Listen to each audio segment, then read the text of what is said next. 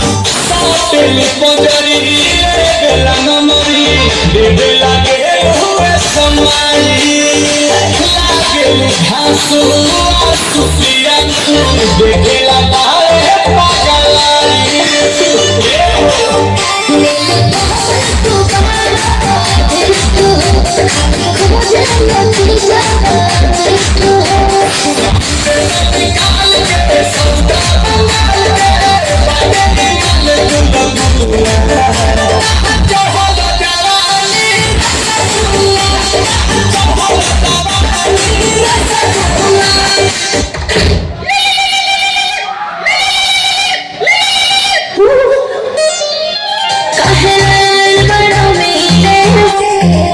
भीतर से बोल हमर हिले हो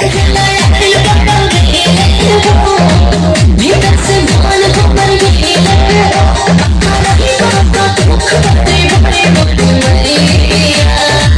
चली रदैया